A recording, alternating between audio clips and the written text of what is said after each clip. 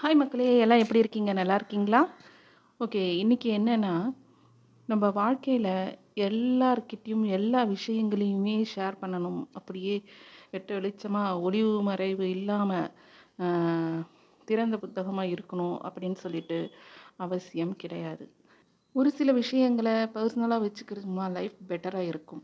அது என்னென்ன அப்படிங்கிறத பார்க்கலாம் வாங்க. அதில முதல் விஷயமா பார்க்க போனோம்னா, அ பயத்த பத்தி சொல்லலாம். பயம் கண்ல தெரியுதுப்பா அப்படின்னு சொல்லிட்டு சொல்லுவாங்க இல்லையா? அதே மாதிரி பயத்த வந்து எதிராளிக்கு காட்டணும் அப்படிங்கிற அவசியம் கிடையாது. நம்ம மனசுல பயம் இருந்தாலுமே, நம்ம தைரியமா அ நம்ம ஃபேஸ் பண்ணும்போது, ஆப்போசிட்ல இருக்கிறவங்களுக்கு கொஞ்சம் ஸ்ட்ராங்கா இருக்காங்க அப்படின்ற அந்த பயம் வந்து அவங்களுக்கு வரும். அ ஒன் டு ஒன் அ பேசும்போது மட்டும் இல்ல, நம்ம ஃப்யூச்சர பத்தின அந்த பயம்லாம் கூட நமக்கு இருக்கக்கூடாது. இன்னைக்கு நாள் நம்ப என்ன பண்றோமோ, அந்த வேலைகள் எல்லாத்தையுமே நம்ம கரெக்ட்டா பண்ணோம் அப்படின்னா, நாளைய தினம் கண்டிப்பா நல்லபடியா தான் அமையும். ஸோ, இன்னைக்கான நாள நம்ம கரெக்ட்டா பண்ண பண்ணலன்னா தான் எதிர்காலத்த பத்தின அந்த பயம் அப்படிங்கிறது வந்துட்டு, நம்ப ஆழ் மனசுல வந்து தோணும். ஸோ, நெக்ஸ்ட்டு பார்த்தோம் அப்படின்னா, நம்மளோட இன்கம் நம்மளோட வருமானம் என்ன அப்படிங்கிறத வந்துட்டு எல்லார்கிட்டயுமே ஃப்ரெண்ட்ஸ் அண்ட் ஃபேமிலி, ரிலேட்டிவ்ஸ் எல்லார்கிட்டயும் வந்துட்டு, நான் இந்த வேலைக்கு போறேன். இவ்ளோ சம்பளம் எனக்கு வருது. அப்படின்னு சொல்லிட்டு வந்து சொல்லணும் அப்படிங்கிற அவசியம் கிடையாது. பார்க்கப்போனா நீங்க யார்கிட்ட சொல்றீங்களோ அவங்களே வந்து உங்ககிட்ட வந்து உண்மையா அ அவங்களோட சம்பளம், அவங்களோட சொத்து மதிப்பு இதெல்லாம் வந்துட்டு சொல்லுவாங்க உண்மையா சொல்லுவாங்க அப்படின்லாம் சொல்ல முடியாது. ஸோ ஒருவேளை வந்துட்டு உங்களோட இன்கம் இதுதான் அப்படிங்கிறத நீங்க இன்னொருத்தர்கிட்ட சொல்லும்போது, அவங்க வந்து உங்கள வந்து ஏளனமா பார்க்குறதுக்கும் வாய்ப்பு இருக்கு. ஓ! இவ்ளோ தான் இவங்களோட வருமானமா? அப்படின்னு சொல்லிட்டு ஏளனமா பார்க்குறதுக்கும் வாய்ப்பு இருக்கு. இல்ல அ இன்னொரு தரப்புல வந்து, பாரேன் இவ்ளோ சம்பாதிக்கிறாங்களா இவங்க? இவ்ளோ காசு வருது இவங்களுக்கு. அப்படின்னு சொல்லிட்டு உங்க மேல பொறாமப்படுறதுக்கான வாய்ப்புமே இருக்கு. அதனால உங்களோட வருமானம் என்ன அப்படிங்கிறத வந்து வெளிப்படையா எல்லார்கிட்டயும் காட்டணும் அப்படிங்கிற அவசியம் கிடையாது. 3வது விஷயம் என்னன்னு பார்த்தீங்கன்னா, இது ரொம்ப ரொம்ப முக்கியமான விஷயம். அ உங்களோட வருமானத்த எப்படி எல்லாருக்கும் வெளிப்படையா சொல்ல வேண்டிய அவசியம் இல்லையோ, அதே மாதிரி உங்களோட காதல் வாழ்க்கைய பத்தி வெளிப்படையா மத்தவங்க கிட்ட சொல்ல வேண்டிய அவசியம் கிடையவே கிடையாது.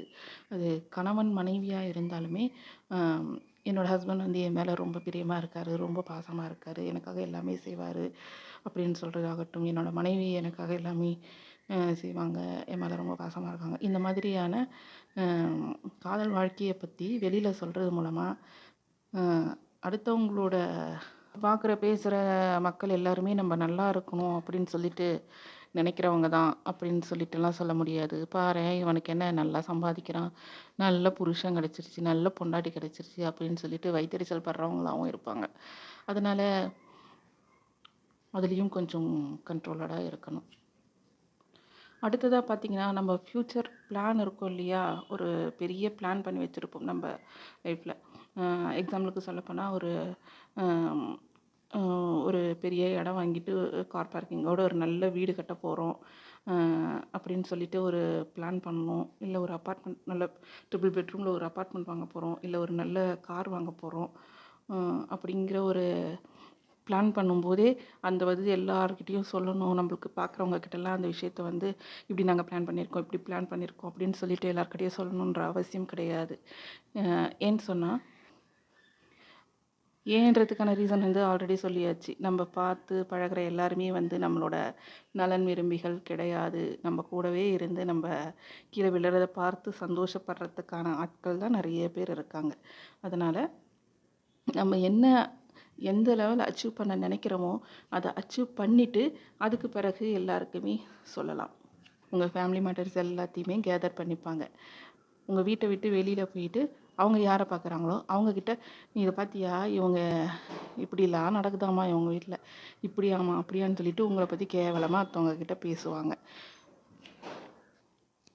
அதனால யாரையுமே நம்பி உங்களோட ஃபேமிலி இஷ்யூஸ் எதையுமே வந்துட்டு ஷேர் பண்ணவே பண்ணாதீங்க.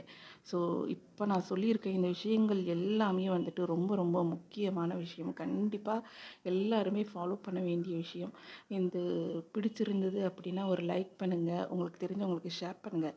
நம்ம சேனலை இப்போ தான் ஃபஸ்ட் டைம் பார்க்குறீங்கன்னா மறக்காமல் சப்ஸ்கிரைப் பண்ணிக்கோங்க. பக்கத்துலேயே இருக்க நோட்டிஃபிகேஷன் பெல் ஐக்கானை ஆன் பண்ணி வச்சுக்கோங்க. அப்போ தான் நம்ம போடுற அடுத்தடுத்த வீடியோஸ் உங்களுக்கு கிடைக்கும். ஓகே, நெக்ஸ்ட் வீடியோவில் பார்க்கலாம். பாய்.